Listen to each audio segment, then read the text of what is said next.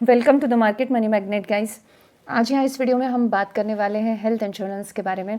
हम जानते हैं जिस तरह से हेल्थ की जो अभी पोजीशन है हिंदुस्तान में, जिस तरह से बीमारियाँ बढ़ रही हैं, उतनी ही तेज़ी से जो ट्रीटमेंट है इन बीमारियों का, हेल्थ से रिलेटेड इश्यूज़ का, वो भी तेज़ी से बढ़ता जा रहा है। अब ऐसे में हमारे पूरे बैंक अकाउंट खाली हो जाए या जो भी प्रॉपर्टी असेट्स है, गोल्ड है, उन सबको बेच के ट्रीटमेंट करना पड़ जाए तो हमारा जो फाइनेंशियल पोजीशन है वो भी पूरा डिग्रेड कर देंगे। इसीलिए ऐसे में हेल्थ इंश्योरेंस होना बहुत ज़रूरी है।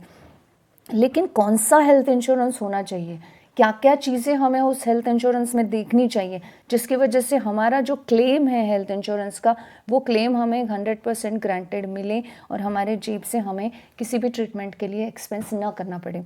तो आज के इस वीडियो में हम देखेंगे कि हेल्थ इंश्योरेंस लेते वक्त क्या क्या चीज़ें चेक करके हेल्थ इंश्योरेंस को फाइनलाइज करना चाहिए। जो सबसे पहली चीज़ है जो आपको हेल्थ इंश्योरेंस लेते वक्त देखना चाहिए वो है सम इंश्योर्ड, यानी कवरेज अमाउंट। अब मिनिमम 5 से 10 लाख, फैमिली हो तो 10 से 20 लाख, मेट्रो सिटीज़ हो तो 15+ लाख का हेल्थ इंश्योरेंस होना चाहिए। इसमें भी सिटीज़ का भी फ़र्क होता है। अगर आप टाउन साइड में रह रहे हो, डिस्ट्रिक्ट प्लेसेस पे रह रहे हो, तो आप 5 से 10 लाख के बीच में भी कवर सफिशेंट आप रख सकते हो। अगर आप सिटी पुणे, मुंबई या नागपुर या बड़ी बड़ी मेट्रोपॉलिटन सिटी में रहते हो, तो दिल्ली में, बेंगलोर में, तो आपको थोड़ा 15+ वाला ही इंश्योरेंस सम कवर वहाँ पे देखना चाहिए। लो प्रीमियम वाली पॉलिसी देखकर अगर आप लोगे तो आपको जो कवर है ये भी बहुत कम मिलता है, तो ऐसे से फ्यूचर में प्रॉब्लम्स हो सकती है। इसलिए आपको जो है सम इंश्योर्ड ऐसा लेना चाहिए, इंडिविजुअल और आपकी सिटी को कंसिडर करते हुए। फैमिली है तो ठीक है, फैमिली के लिए आप कौन सा कवर ले सकते हो। अगर आप सिटी में रहते हो तो उस हिसाब से कवर लेना चाहिए। टाउन प्लेस है तो उस हिसाब से भी आप कवर चेंज कर सकते हो। सिटीज़ में जो हॉस्पिटल्स होते हैं वो मोर एक्सपेंसिव देखे जाते हैं कंपैरेटिवली छोटी सिटीज़ के बारे में। तो इस वजह से सिटी और आप इंडिविजुअल है, फैमिली है, वो चीज़ों को कंसिडर करते हुए अपना सम कवर रखिए। जो सेकेंड चीज़ आपको देखनी चाहिए बिफोर बाइंग एनी पॉलिसी, आपको देखना है वेटिंग पीरियड कितना है। इनिशियली जो वेटिंग पीरियड है ये 30 डेज़ का होता है, एक्सेप्ट एक्सीडेंट्स, यानी एक्सीडेंट आपको सेकेंड डे से ही कवर हो जाता है पॉलिसीज़ में।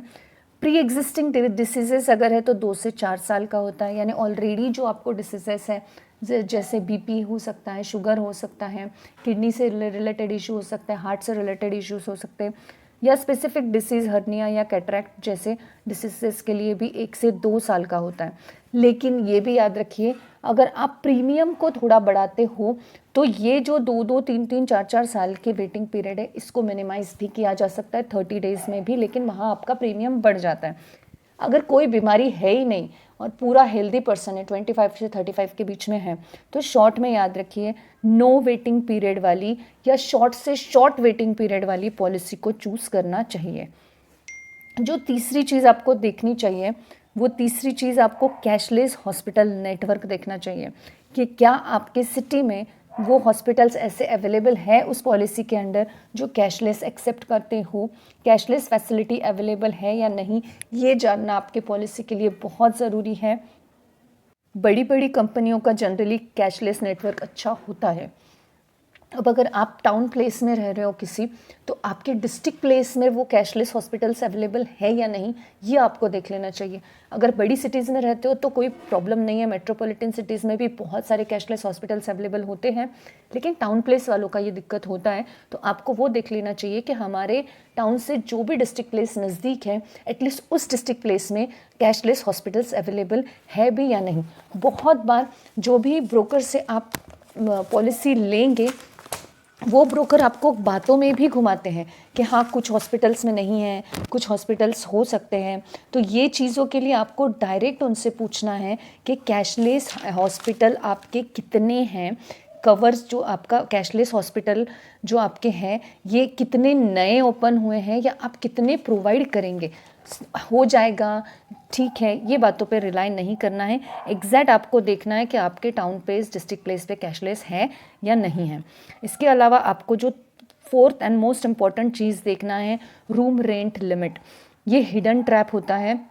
ये चीज़ ज़रूर आपको देखना है। ये चीज़ रूम कैपिंग के नाम से भी बहुत सारी पॉलिसीज़ में होता है। बहुत लोग इसको इग्नोर कर देते हैं, लेकिन रूम रेंट लिमिट जो है ये बहुत बड़ा इम्पैक्ट करता है आपके पॉलिसी पे। सपोज़ एक एग्जांपल अगर देखें, 5 लाख का कवर है, रूम रेंट कैपिंग या room rent limit 3000 per day की है, लेकिन आप किसी ऐसे हॉस्पिटल में चले गए जहाँ पे 3000 का रूम अवेलेबल ही नहीं है, आपको 6000 का रूम ही लेना पड़ा, तो ऐसे में जो क्लेम है ये काफ़ी कट हो जाता है। करीबन 50% का क्लेम आपका यहाँ पे कट हो रहा है, क्योंकि 3000 से 6000 यानी आपने डबल का रूम रेंट ले लिया है।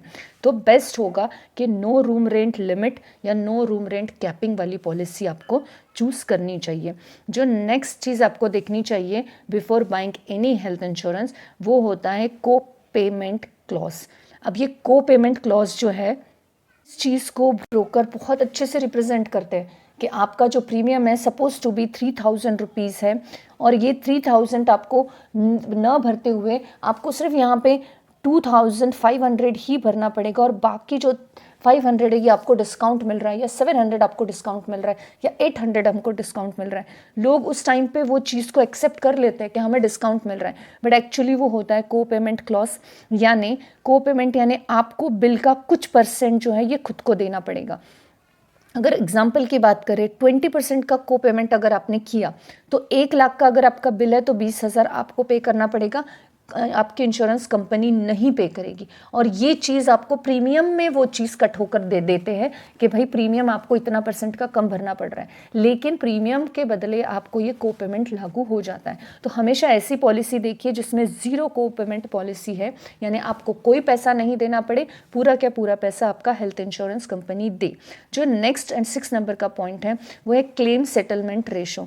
ये इससे पता चलता है कि ये कंपनी कितनी ट्रस्टवर्दी है, या ट्रस्ट रखने का स्कोर इस कंपनी का क्या है। जितना हाई क्लेम सेटलमेंट रेशो होगा उतना बेटर रिलायबिलिटी होगी। जेन्युइनली 90+% का क्लेम सेटलमेंट रेशो सेफ माना जाता है। अब क्लेम सेटलमेंट रेशो जो है, अगर आप ब्रोकर के थ्रू निकाल रहे हैं तो वो तो आपको बता देगा हमारा 92% है, 97% है। डोंट रिलाई ऑन देम, क्योंकि वो वर्डिंग पर आप रिलाई कर इन्वेस्ट कर भी दोगे तो वहाँ पे कंपनी उन चीज़ों को जो है एक्सेप्ट नहीं करेगी। आपको एक तो जाना है गूगल पर, वहाँ पे पर्टिकुलर कंपनी के नाम के साथ आपको उसकी हिस्ट्री मिलेगी कि उनका क्लेम सेटलमेंट रेशो कितना है। अदरवाइज पर्टिकुलर कंपनी के वेबसाइट पर जाकर उनका क्लेम सेटलमेंट रेशो आप देख सकते हैं। अदरवाइज उनके वाउचर में अगर मेंशन है उनका क्लेम सेटलमेंट रेशो, तो ही उस पर रिलाई करना है। किसी भी ब्रोकर के या मिडल मैन के बोलने पर रिलाई नहीं करना है, वो अपने कमीशन के चलते कुछ भी बोल सकते हैं। जो नेक्स्ट है 7 नंबर का मोस्ट इंपॉर्टेंट पॉइंट जो आपको देखना चाहिए वो है pre and post hospitalization cover. अब pre and post hospitalization cover यानी क्या? अगर आप आज बीमार पड़ गए तो जाकर सीधा किसी हॉस्पिटल में एडमिट नहीं होते, आप कुछ टेस्ट कराएंगे। अब डॉक्टर के पास जाएंगे भी तो वो टेस्ट बोलेगा। अब वो टेस्ट में हो सकता है सिटी स्कैन बोल दे, हो सकता है MRI बोल दे, हो सकता है कि वो सोनोग्राफी बोल दे, या हो सकता है इसके अलावा भी कुछ ब्लड टेस्ट बोल दे। तो ये सारे ब्लड टेस्ट आप करेंगे, फिर आपका जो भी डायग्नोस है वो आइडेंटिफाई होगा, और फिर आपको हॉस्पिटल में एडमिट होना पड़ेगा। तो ये हो गया प्री हॉस्पिटलाइज्ड। अब हमने जो ये टेस्ट कराए हैं इनका पैसा भी तो हमें मिलना चाहिए, वरना टेस्ट में ही 20-30 हज़ार 40 हज़ार लग गए। अब फिर हॉस्पिटलाइज होंगे, अब हॉस्पिटल से डिस्चार्ज हो जाएंगे, फिर वहाँ पे भी आपको मेडिसिन लगेंगी, फिर आपका जो भी डायग्नोज हुआ है वो ठीक हुआ है या नहीं, इसके लिए भी कुछ टेस्ट लगेंगे। तो प्री यानी हॉस्पिटल में एडमिट होने से पहले के एक्सपेंसेस, एंड पोस्ट यानी डिस्चार्ज होने के बाद के एक्सपेंसेस भी आपको मिलना चाहिए। तो आपके जो भी इंश्योरेंस कवर है इसमें आपको देखना है प्री हॉस्पिटलाइजेशन एटलीस्ट 30 से 60 डेज़ का हो, पोस्ट हॉस्पिटलाइजेशन जनरली 60 से 80 डेज़ का होता है। यानी आपको जो है आपके प्री और पोस्ट दोनों एक्सपेंसेस उसी में कवर होकर मिल जाने चाहिए, क्योंकि अगर ये ऐसा हुआ तो मेडिसिन और टेस्ट दोनों का खर्चा आपका निकलेगा। इसके अलावा आपको देखना है नो क्लेम बोनस, NCB। अगर आप क्लेम नहीं करते हैं, अब ऐसा ज़रूरी तो नहीं कि मैंने आज पॉलिसी निकाली और ये पूरे साल में मुझे इस पॉलिसी का मैंने क्लेम ले ही लिया। मैक्सिमम टाइम ऐसा होता नहीं है, हम क्लेम लेते नहीं हैं। तो जो कवर अमाउंट है ये हर साल बढ़ना चाहिए। प्रीमियम सेम रहता है तो ही बेस्ट फीचर ये माना जाएगा। अगर नो क्लेम रेशो आपके पास है, आपके पॉलिसी में है, यानी आपने क्लेम का इस्तेमाल नहीं किया है, तो आपका कवर बढ़ जाना चाहिए, लेकिन आपका प्रीमियम उतना ही होना चाहिए। 5 लाख की पॉलिसी आपने निकाली थी, लेकिन आपका कवर क्लेम न करने की वजह से सपोज 10 लाख हो गया, 5 लाख के लिए आपको 3000 रुपीज़ पड़ रहे थे सपोज टू बी, तो यहाँ पे भी आपको 3000 ही पड़ने चाहिए। अगर ये चीज़ होती है नो क्लेम एनसीबी में, तो ये पॉलिसी एक अच्छी मानी जाएगी। इसके अलावा आपको डे केयर जो है ये भी देखना चाहिए, डे केयर प्रोसीजर कवर, यानी बहुत सारी मॉडर्न ट्रीटमेंट आजकल ऐसी हैं, छोटी छोटी सर्जरीज ऐसी है कि जो 24 आवर्स के अंदर अंदर ही हो जाता है, यानी एडमिशन के बिना ही ये सर्जरी सुबह जाओ शाम को कर कर आ जाओ। ऐसे में पॉलिसी में 300 plus day care procedure cover होने चाहिए, यानी 365 डेज है, उसमें से एटलीस्ट 300 डेज कवर होने चाहिए। अब कोई रोज़ तो किसी ऐसे ट्रीटमेंट को जाता नहीं है, लेकिन ऐसे फॉर्चुनेटली अनफॉर्चुनेटली जाना पड़ गया तो वो भी इसमें कवर होना चाहिए। इसके अलावा 10th and most important and last चीज़ आपको पॉलिसी, हेल्थ इंश्योरेंस पॉलिसी खरीदने से पहले देखनी चाहिए, वो है एक्सक्लूजन्स, यानी फाइन प्रिंट जो है वो ज़रूर पढ़ना चाहिए। या यूजुअली जो कवर नहीं होती हैं ऐसी चीज़ें, और कॉस्मेटिक सर्जरी, डेंटल, अगर आपका एक्सीडेंट होता है तो नहीं, लेकिन डेंटल की सर्जरी या मैटरनिटी जो है ये भी कवर नहीं होता है। सेल्फ इंक्लाइंटेड इंजरी, यानी खुद ने सुसाइड करने की कोशिश की हो या कुछ ऐसा करने की कोशिश की हो, ये चीज़ें, या कोई हिडन जो है एक्सक्लूजन फ्यूचर में क्लेम रिजेक्ट हो सकता है ऐसी चीज़ों से।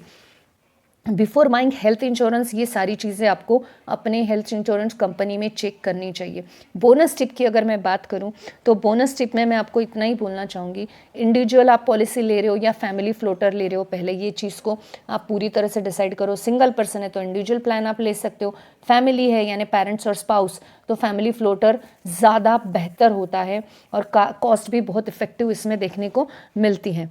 वहीं पे अगर हम आइडियल हेल्थ इंश्योरेंस की बात करें जो सेफ का कॉम्बो है, यानी ओवरऑल हम बोल सकते हैं यहाँ पे कंक्लूजन की, तो आपका कवर जो है 10 से 20 लाख का होना चाहिए, रूम रेंट लिमिट नहीं होनी चाहिए, ज़ीरो को पेमेंट होना चाहिए यानी पूरा पैसा कंपनी दे, 90% प्लस क्लेम सेटलमेंट इसका होना चाहिए, लाइफ टाइम रिन्यूएबिलिटी होनी चाहिए, कैशलेस हॉस्पिटल आपकी सिटी में या आपके सिटी डिस्ट्रिक्ट में या आपके रेंज में जहां आप जा सकते हो इजीली ऐसे अवेलेबल होने चाहिए। और ये सारी चीज़ें अगर किसी पॉलिसी में अवेलेबल हैं तो ऐसी पॉलिसी को आप डेफिनेटली कंसीडर कर सकते हो। This video is only for the educational purpose, I am not giving any recommendation here. I hope this information is informative for you. Thanks for watching.